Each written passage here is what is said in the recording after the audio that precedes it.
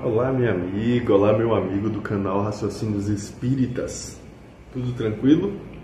Eu sou o professor Danilo Cruz, estou de volta hoje para concluirmos o estudo do volume 2 dessa magnífica obra chamada Sabedoria do Evangelho, de Carlos Torres Pastorino. E hoje nós vamos enfrentar dois capítulos curtos, bem curtinhos, tranquilos, né, que fecham esse segundo volume, que iniciou lá na conversa de Jesus com Nicodemos e foi caminhando, pegou o grande trecho aí do Sermão da Montanha, né, até terminar o capítulo 7 de Mateus, né, do capítulo 5 ao 7, ele consegue aí trazer uma grandiosidade, né? Maravilhoso demais. Talvez seja por isso que seja um dos meus volumes mais queridos, um dos meus volumes prediletos. Pois bem, então vamos para os capítulos em questão, que são os capítulos Viver os Ensinamentos e o capítulo Jesus desce do monte. Pois bem, então o capítulo Viver os Ensinamentos, que é o penúltimo capítulo do volume 2, é sobre o Evangelho de Mateus, capítulo 7, versículos de 21 a 27, quando Mateus assim diz: Nem todo o que me diz Senhor, Senhor, entrará no reino dos céus, mas aquele que faz a vontade de meu Pai que está nos céus. Naquele dia, muitos hão de dizer-me: Senhor, Senhor, não profetizamos em teu nome, e em teu nome não fizemos muitas coisas notáveis? Então lhes declararei: Nunca vos conheci. Apartai-vos de mim, os que praticais a ilegalidade. Todo aquele, pois, que ouve estas palavras, eu o comparo a um homem prudente que edificou sua casa sobre a pedra. E caiu a chuva, vieram os torrentes, sopraram os ventos e bateram com força contra aquela casa, e ela não caiu, pois estava edificada sobre a pedra. Mas todo aquele que ouve estas minhas palavras e não as pratica, será comparado a um homem tolo que edificou sua casa sobre a areia. E caiu a chuva, vieram as torrentes, sopraram os ventos e bateram com força contra aquela casa, e ela caiu. E foi grande sua ruína. A gente vai ainda também para o capítulo de Lucas, o capítulo 6, no Evangelho de Lucas, nos versículos de 46 a 49, quando Lucas assim fala: Por que me chamais Senhor, Senhor, e não fazeis o que vos mando? Todo o que vem a mim e ouve minhas palavras e as pratica, eu vos mostrarei o que é semelhante. É semelhante a um homem que, edificando sua casa, cavou, abriu profunda vala e pôs os alicerces sobre a pedra. E vindo a enchente, a torrente bateu com força naquela casa, e não na pôde abalar, porque tinha sido construída sobre a pedra. Mas os que os ouve e não as pratica, é semelhante ao homem que edificou sua casa sobre a terra, sem alicerces. A torrente bateu com força sobre ela e logo caiu. E foi grande a ruína daquela casa. Aí então Pastorino vai afirmar que Jesus, na verdade, quando fala isso, está insistindo no tema anterior da nossa semana passada, demonstrando agora, na verdade, com exemplos mais vivos, de que não é a religião seguida que salva ninguém. Nem mesmo a devoção, nem a oração, e tampouco o mediunismo, o profetismo, nem qualquer coisa externa, mas apenas a vivência interior da mensagem dele. Enquanto não vivermos integral e intimamente os preceitos, as obras, todas as obras exteriores serão pura casca, serão um verniz que não serve para nada. Assim, a casa que é construída de maneira sólida, com alicerces profundos, resiste às intempéries, ao passo que as devoções de obras fundamentadas na vaidade, fundamentadas na esperança de uma troca, né, de uma recompensa, a recompensa pelo trabalho do reino dos céus, pois essas aí ruirão ao menor sopro da adversidade.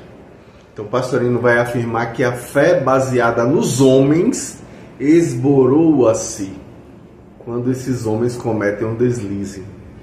Mas se a fé é alicerçada em Cristo, podem todos os homens falir, que Cristo permanece inabalável, completamente fundamentado no bem por toda a eternidade.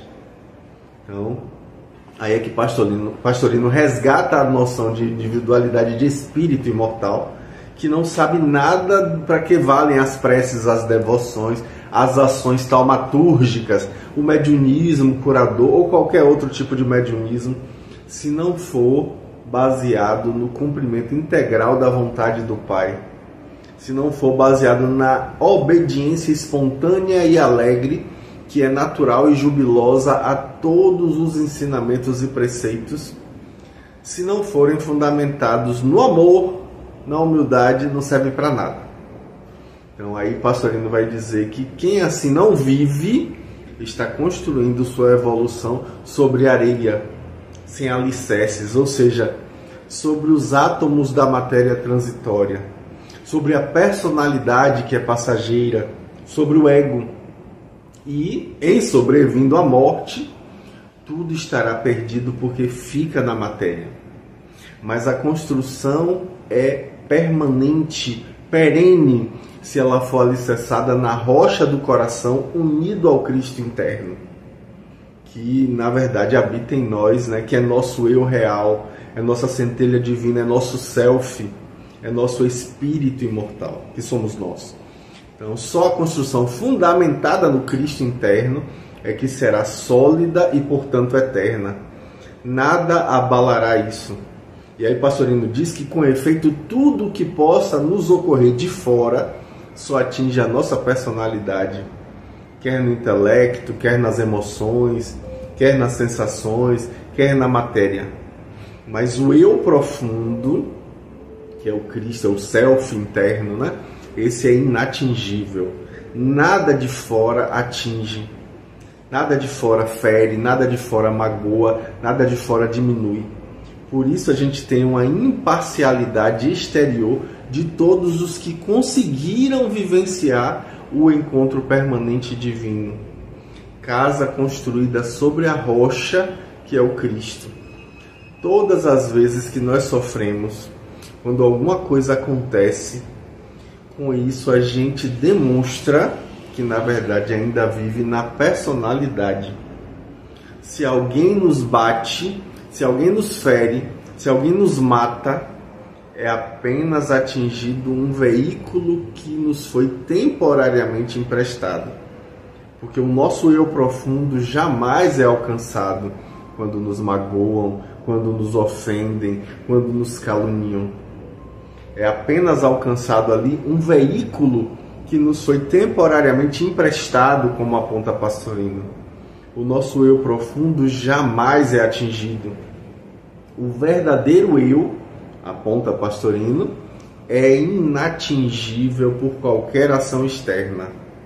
Mesmo que essa ação provenha de nossa própria personalidade, o eu profundo é inatingível. Então, por isso, o homem que consegue a união é impassível. Olha que fala interessante. Capítulo curto, como eu disse, agora a gente vai para o último capítulo do volume 2, que se chama Jesus desce do monte, que é baseado no Evangelho de Mateus, capítulo 7, versículos 28 e 29, e no capítulo 8, versículo 1, inicialmente, depois a gente vai para Lucas. Mateus diz assim: e aconteceu que, tendo Jesus terminado essas palavras, a multidão estava admirada do ensino dele, porque ele as ensinava como quem tinha autoridade, e não como os escribas, e não como os escribas. Aí no capítulo 8, versículo 1, está lá escrito assim: quando Jesus desceu do monte, acompanhavam-no grandes multidões. Aí a gente vai para o Evangelho de Lucas, no capítulo 7, versículo 1, quando Lucas assim descreve: tendo Jesus concluído todos os seus discursos dirigidos ao povo, entrou em Cafarnaum. Então vamos lá. A gente vê que Pastorino traz que a admiração do povo, na verdade, provinha da autoridade pessoal com que Jesus ensinava. Os rabinos apenas repetiam Moisés, mas Jesus modificava esses preceitos. Embora muitas das expressões usadas por Jesus fossem correntes na época dele, muita coisa nova aparece aí no chamado Sermão do Monte, que a gente encerra hoje. Na verdade, o Sermão da Montanha são flores e frutos maravilhosos que resumem tudo o que deve praticar o homem que realmente queira evoluir, o ser humano que esteja empenhado deliberadamente em ser uma pessoa melhor. Então, terminado o ensino da palavra, o Logos, Jesus reentra em Cafarnaum a fim de prosseguir no ministério do serviço e no magistério da palavra e do exemplo.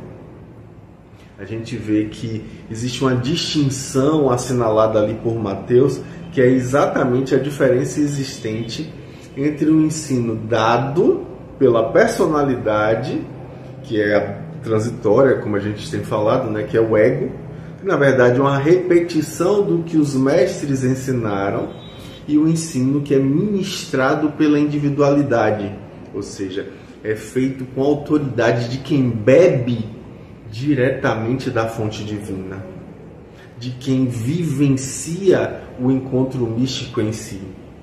As palavras que este profere, sublinhando-as com seu exemplo vivo e com sua vida perfeita de amor e de humildade, fazem toda a diferença.